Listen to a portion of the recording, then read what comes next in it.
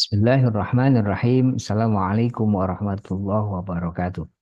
Alhamdulillah wassalatu wassalamu ala Rasulillah Sayyidina Muhammad ibn Abdullah amma ba'd.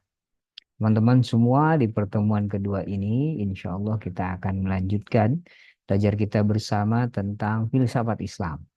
Nah, sebelum kita mempelajari bagaimana pemikiran dari tokoh-tokoh filsafat Islam, maka di pertemuan kali ini kita akan membahas secara sekilas tentang hakikat dari filsafat Islam, kemudian bagaimana tradisi keilmuan di dalam dunia Islam. Mari kita mulai belajar kita bersama dengan membaca basmalah.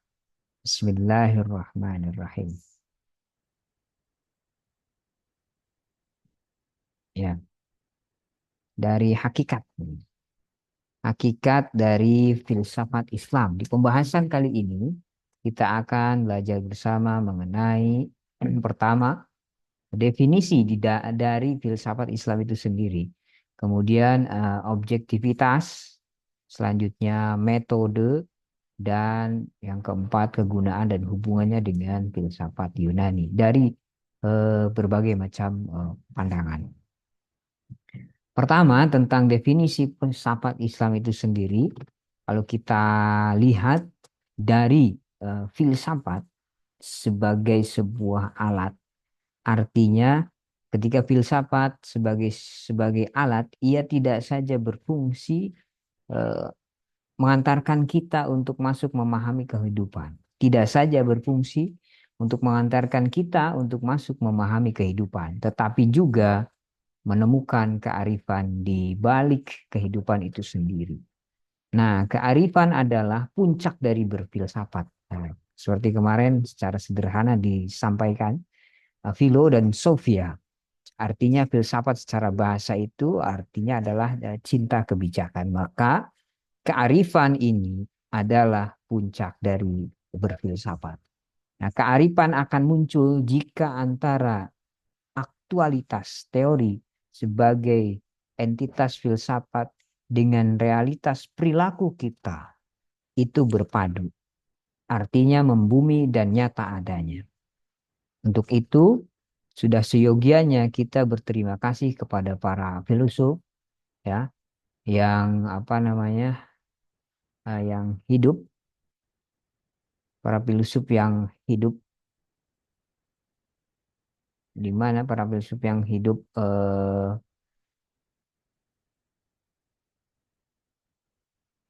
di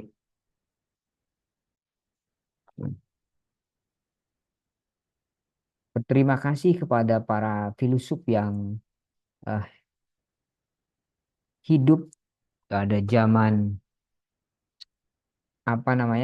terdahulu gitu ya dengan pemikiran-pemikirannya. Itu kita seyogianya patut berterima kasih. Kenapa? Karena hidup serasa bermakna berkat amal jariah mereka berupa alat-alat berpikir, metode dan pendekatan yang mereka ciptakan dan temukan sehingga menjadikan kehidupan kita berkualitas. Tanpa filsafat, jangan harap kita dapat mengetahui dan menjelaskan siapa kita sebenarnya. Nah, itulah ya. Eh,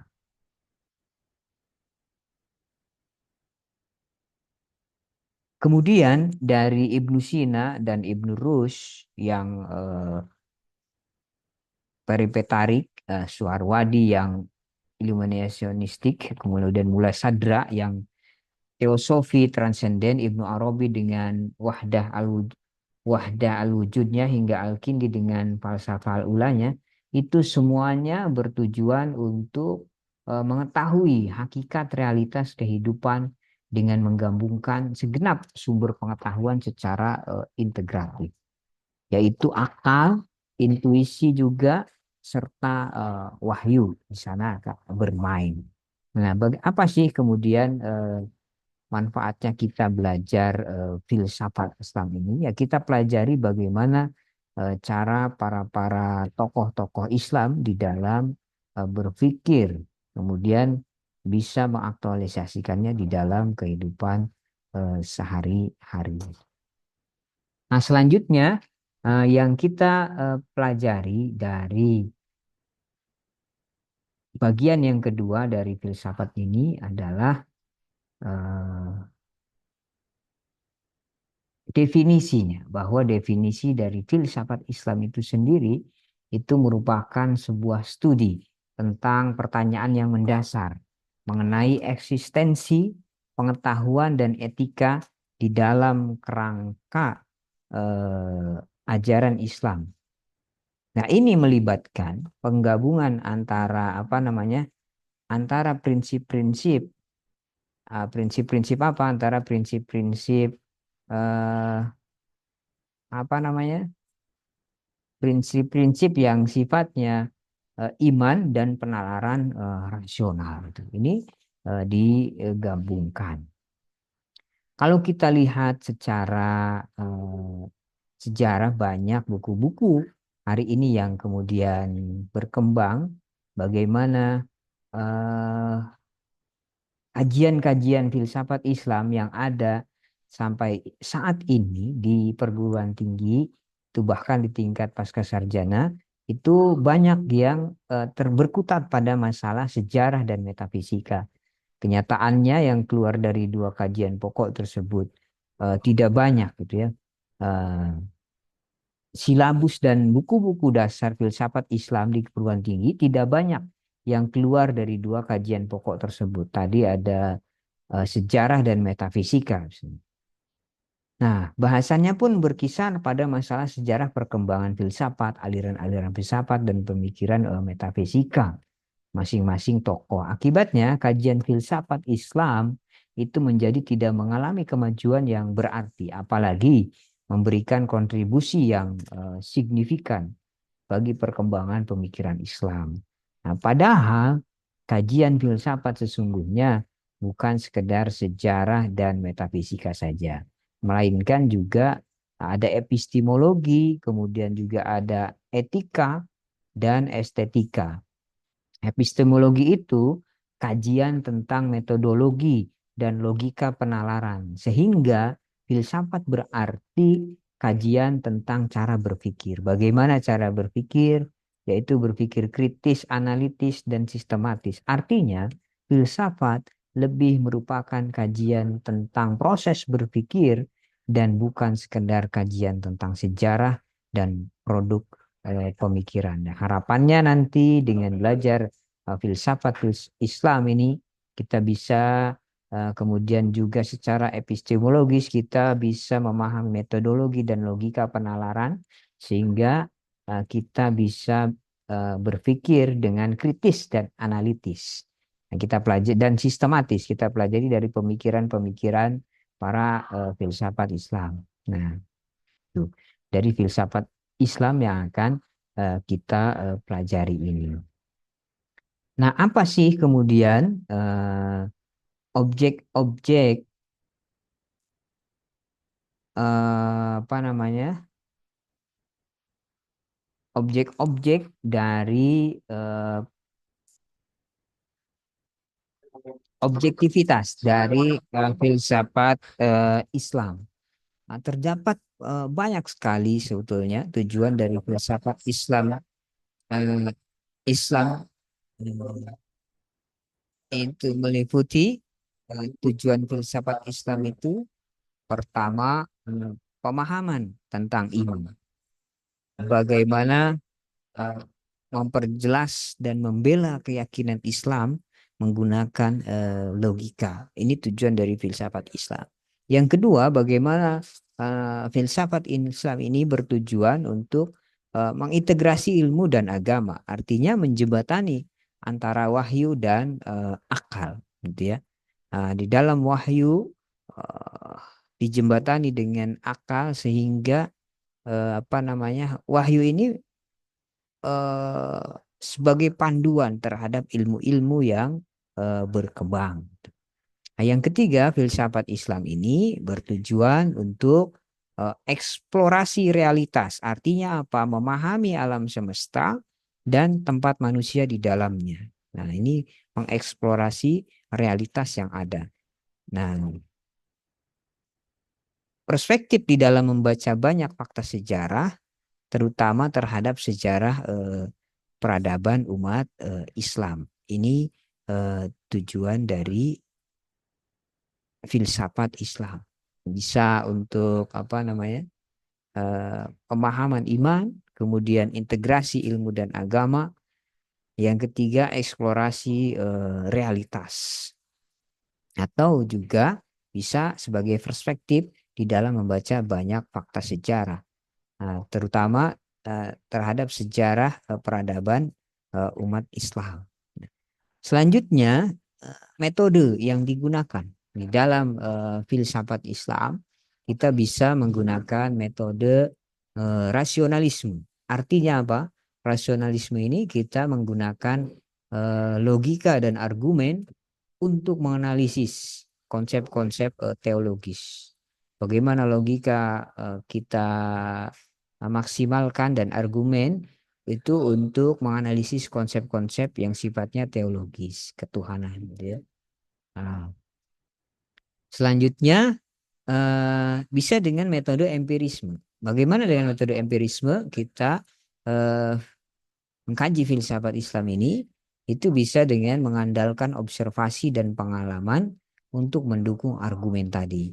Yang ketiga bisa dengan intuisi dan wahyu, menggunakan wahyu sebagai panduan utama di dalam berpikir, berfilsafat menurut ajaran Islam. Yang keempat bisa dengan metodenya adalah sintesis, menggabungkan ide-ide filsafat Yunani dengan ajaran Islam. Nah, ini bisa dengan sintetis. Ini metode-metode yang bisa kita gunakan di dalam berfilsafat Islam. Selanjutnya, setelah kita mengetahui bagaimana metodenya dalam berfilsafat Islam, yang selanjutnya adalah kegunaannya. Kegunaannya untuk apa sih filsafat Islam ini? Pertama, kegunaannya dia bisa memperkuat iman kita. Ketika disediakan dasar rasional untuk keyakinan, berfilsafat, berpikir secara kritis, analitis, dan sistematis, maka iman kita akan bertambah kuat. Gitu. Nah, ini kegunaan dari filsafat. Apalagi sumbernya adalah wahyu sebagai sumber utama, Al-Quran dan hadis. Nah, selanjutnya kegunaannya juga untuk etika dan sosial. Ini nanti menawarkan bagaimana panduan di dalam menghadapi isu-isu moral melalui filsafat Islam. Kegunaannya juga filsafat ini bisa menjadi dialog ilmu dan agama, memfasilitasi bagaimana diskusi antara sains dan teologi. Kadang kita lihat beberapa kasus di berbagai belahan dunia yang teknologinya maju, menguasai teknologi. Cenderung mereka itu ada yang tokoh-tokohnya ateis, tidak percaya tentang agama. Dari karena mengedepankan sains itu. Tetapi di dalam filsafat Islam sebetulnya sains-sains itu adalah interpretasi atau penjabaran dari wahyu-wahyu yang sebelumnya belum terungkap gitu ya. Maka filsafat Islam ini memfasilitasi diskusi antara sains dan teologi agar tidak terjadi kemudian ilmuwan-ilmuwan yang sifatnya kemudian keluar dari agama, apalagi terlebih agama Islam. Ya. Selanjutnya yang kelima, kegunaan dari filsafat Islam ini bisa menjadi pengembangan intelektual, memperkaya tradisi pemikiran Islam itu sendiri. Nah, setelah kita mengetahui tadi objek, kemudian kegunaan dan metode yang bisa kita gunakan di dalam filsafat Islam, selanjutnya bagaimana hubungan filsafat Islam dengan filsafat Yunani? Dan hubungannya ini ada dua macam pendapat sebetulnya. Jadi di pertemuan selanjutnya kita akan bahas pendapat yang mengatakan bahwa memang filsafat Islam itu sendiri lahir sendiri, bukan dipengaruhi oleh Yunani. Nah, ini kita bahas dulu pendapat yang mengatakan bahwa filsafat Islam dipengaruhi oleh filsafat Yunani.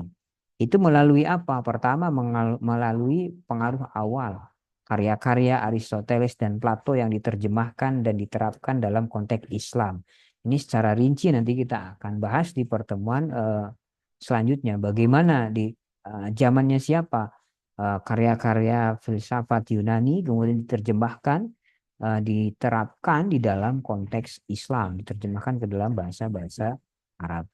Yang kedua, filsafat Islam itu dipengaruhi oleh filsafat Yunani itu melalui pengembangan. Bagaimana filsuf seperti Al-Farabi dan Ibnu Sina yang lahir dari dunia Islam itu mengembangkan ide-ide Yunani lebih lanjut dari Aristoteles dan Plato dan yang lainnya. Yang ketiga, filsafat Islam dipengaruhi oleh filsafat Yunani melalui kritik dan adaptasi. Imam Al-Ghazali mengkritik aspek-aspek tertentu, sementara Ibn Rushd mengadaptasi dan memperluasnya. Ini ada yang kemudian mengkritik filsafat-filsafat Yunani, juga ada yang mengadopsi dan memperluas, mengembangkannya. Seperti Al-Ghazali mengkritik aspek-aspek tertentu di dalam filsafat yang dikembangkan oleh tokoh-tokoh Yunani. Sementara Ibn Rushd mengadaptasi dan memperluasnya. Bagaimana nanti kita akan bahas di pertemuan selanjutnya. Nah, itulah bagaimana hubungan filsafat Islam dengan filsafat Yunani. Nah, selanjutnya bagaimana tradisi keilmuan di dalam dunia Islam. Tradisi keilmuan di dalam dunia Islam, kalau kita lihat ya, tradisi keilmuan di dalam dunia Islam, dinamika pemikiran di dalam dunia Islam ini tetap berkembang sampai sekarang. Kenapa bisa berkembang sampai sekarang? Ya, kenyataan ini dimungkinkan terjadi karena doktrin yang menghargai akal setinggi mungkin sebagai salah satu sumber pengetahuan dan kebenaran. Bahkan di Al-Quran dan hadis tidak jarang menyuarakan urgensi dari penalaran, penelitian dan pemikiran. Banyak istilah dipakai untuk menunjukkan pengertian ini, antara lain nazar, kemudian tadabbur dan tafakkur. Nah, dalam ayat Al-Quran banyak afala tatafakkarun, afala yatadabbarun, itu banyak afala ta'lamun. Nah, itu banyak. Nah, dari sinilah berdasarkan doktrin inilah filsafat kemudian lahir di negeri-negeri Islam. Kontribusi para filsuf di negeri-negeri Islam itu terhadap perkembangan tradisi intelektual Barat banyak diakui oleh para ilmuwan di Barat. Seperti yang dapat kita lihat misalnya di dalam tulisan Nicholas Reiser, itu profesor filsafat di Universitas Pittsburgh. Reiser menampilkan nama-nama filsuf seperti Al-Kindi, kemudian Yahya, Ibnu Adi, Ibnu Sina, Ibnu Salah, dan Ibnu Asal. Nah, itu yang ditampilkan oleh Reiser, seorang profesor filsafat di Universitas Pittsburgh. Itu mengenalkan tokoh-tokoh filsafat Islam. Nah, matahari peradaban Islam itu mulai terbit manakala terjadi transformasi pengetahuan. Tadi ya, kalau ini dari yang menyebutkan bahwa filsafat Islam itu ya dari penerjemahan pustaka-pustaka Yunani ketika itu. Ini ini yang disebutkan tadi. Tetapi ada juga yang berpendapat bahwa filsafat Islam ini yang berkembang sebelum ya, berdiri sendiri, itu bukan dari Yunani itu. Karena ayat Al-Qur'annya jelas afala tatafakkarun, afala yatafakkarun, afala ta'lamun, afala tazakkarun gitu ya. Apakah kamu tidak berpikir, apakah kamu tidak ya eh, ya merenungi gitu, mentadaburi gitu. Nah, itu ada yang mengatakan ini Islam berdiri sendiri dengan filsafatnya itu, bukan pengaruh dari filsafat Yunani gitu. Tetapi sebagian juga yang berpendapat bahwa matahari peradaban Islam ini mulai terbit manakala terjadi transformasi pengetahuan melalui penerjemahan pustaka-pustaka Yunani ketika itu. Syria, Persia, Hindu, serta peradaban lain. Nah, aktivitas penerjemahan ini uh, merupakan pintu gerbang menuju menuju terbukanya cakrawala pemikiran filsafat. Dalam hal ini, kedokteran dan pengobatan itu memiliki daya pikat tersendiri dibanding keilmuan lain. Bahkan kedua ilmu ini menjadi lokomotif penarik gerbong bidang-bidang lain. Seluruh pusat peradaban dan cendekiawan Muslim dari Transoksiana sampai Andalusia itu dikonsolidasikan dalam suatu alam spiritual baru. Pada abad 1 sebelum Masehi, Iskandariah merupakan pusat sains dan filsafat Yunani yang mempertemukan Helenisme dan Neoplatonisme. Dari Iskandaria atau Alexandria itu berkembang ke Antioquia, Nisibis dan Edessa yang dibawa oleh kelompok monofisit dan Kristen. Muncul sederet filsuf di dunia Islam, baik di belahan timur maupun belahan barat. Nah, filsuf yang muncul di kawasan timur antara lain ada Yakub bin Al-Ishaq Al-Kindi yang kita kenal dengan Al-Kindi itu ya. Wafat tahun 261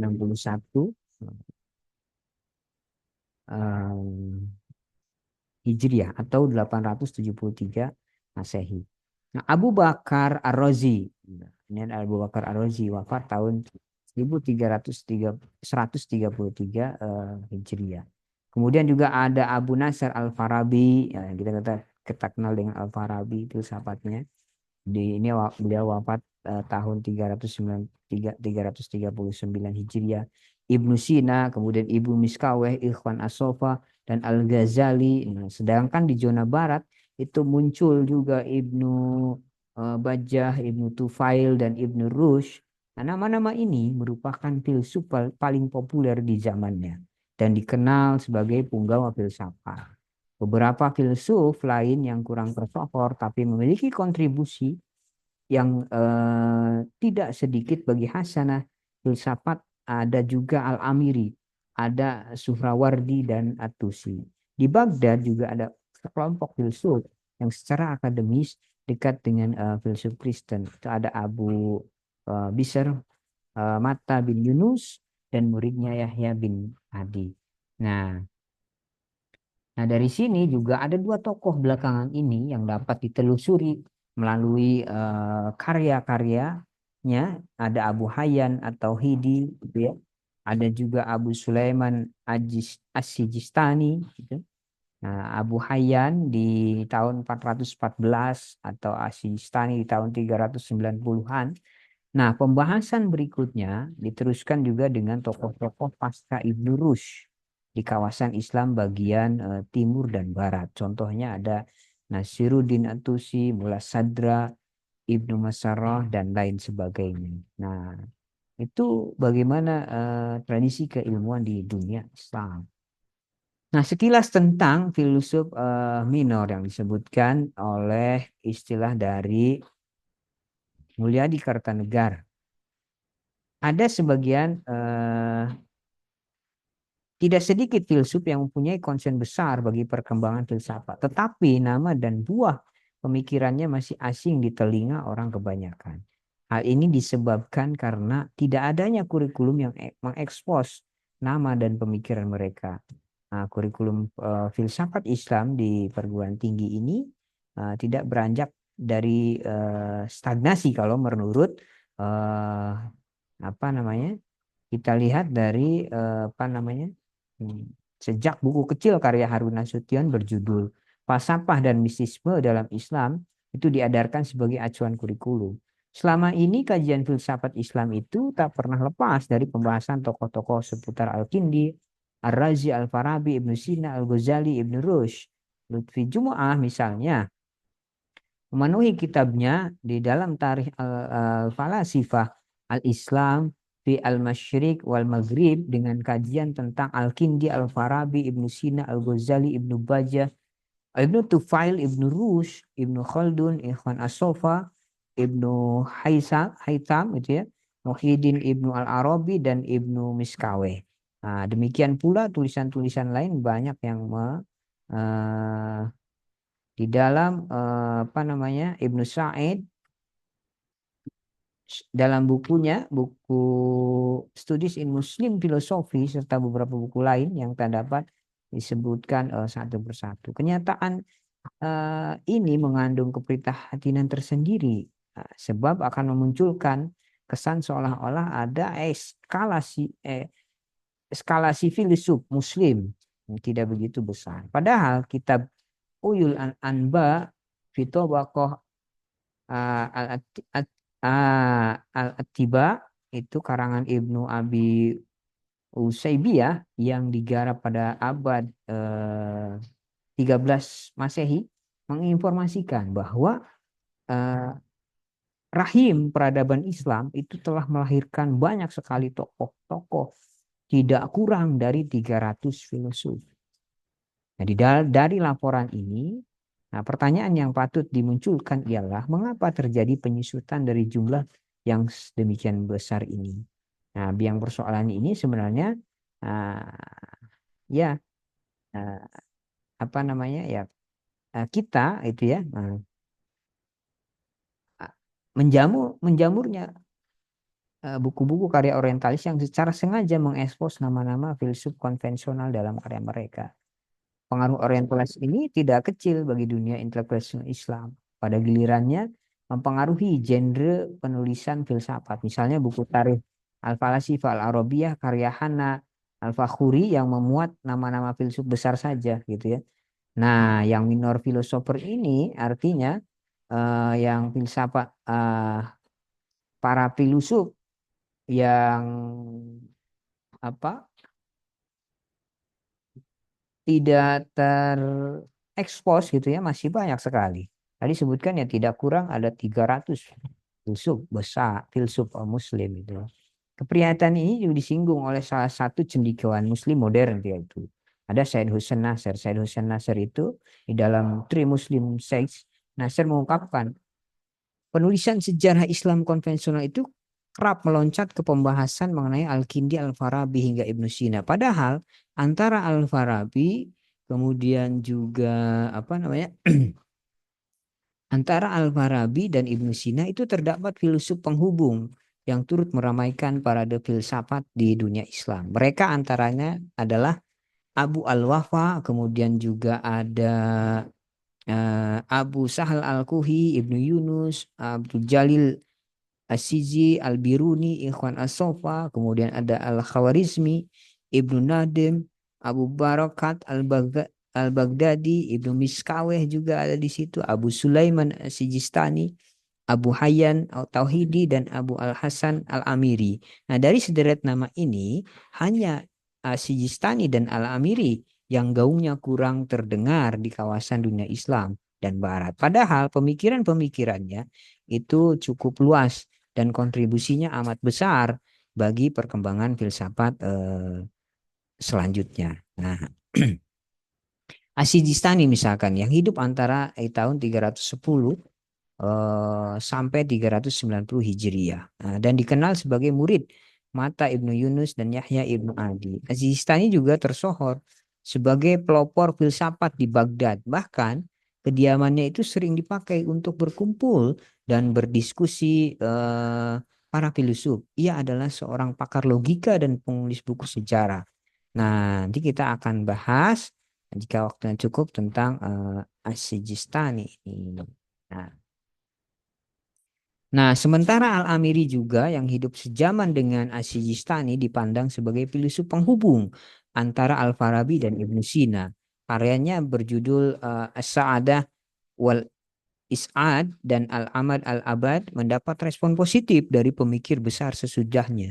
Misalkan Mula Sadra itu ya, keprihatinan lebih mendalam dilontarkan oleh Dr. Ahmad Abdul Hamid Loro mengungkapkan bahwa betapa banyak tokoh dalam sejarah pemikiran kita yang terlupakan begitu saja. Padahal Al-Amiri adalah bintang yang sangat terkemuka. Demikian pujian dari Abu Hayyan atau Hidi. Bahkan As-Sah Rastani itu terang-terangan menyejajarkan antara apa namanya Al-Amiri dengan Al-Kindi, Al-Farabi dan Ibnu Sina.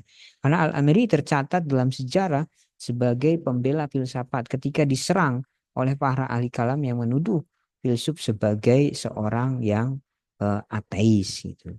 Nah, dari sinilah kemudian apa namanya banyak yang kita bisa pelajari setelah ini. Yang kita harus apa namanya tekankan bahwa di dalam belajar filsafat Islam ini kita pelajari bagaimana kemudian nanti para filsuf-filsuf Muslim menggunakan metode berpikirnya secara apa logis, analitis, logis dan sistematis gitu ya, sehingga bisa menentukan sesuatu itu secara bijak gitu ya, bisa menghadapi sesuatu itu secara bijak, berpikir bisa secara bijak. Nah, itu harapannya dari belajar filsafat Islam ini kita bisa mencontoh para tokoh-tokoh filsuf Muslim dengan apa namanya berpikir secara sistematik, secara kritis, analitis dan sistematis juga logis gitu ya. Nah, itu harapannya. Nah, mudah-mudahan pembahasan tadi tentang hakikat filsafat Islam, kemudian juga ada metode objektivitas dan apa namanya tradisi keilmuan Islam, kemudian ada filsafat para filsuf penghubung yang kemudian kita bahas secara sedikit bermanfaat untuk kita semua. Eh, dan kita bisa ambil pelajaran-pelajaran dari para filsuf tadi. Insya Allah di pertemuan depan kita akan lanjutkan belajar kita bersama tentang bagaimana nanti landasan filosofis, landasan berpikir filosofis di dalam filsafat Islam. Dan kemudian nanti akan kita lanjutkan dengan pembahasan pemikiran-pemikiran dari para filsafat Islam. Ya, nah, terima kasih teman-teman semua. Mari kita tutup bersama dengan membaca hamdalah alhamdulillahirabbil alamin dan doa kifaratul majlis. Subhanakallahumma bihamdika asyhadu an la ilaha illa anta astaghfiruka wa atubu ilaik. Terima kasih. Assalamualaikum warahmatullahi wabarakatuh.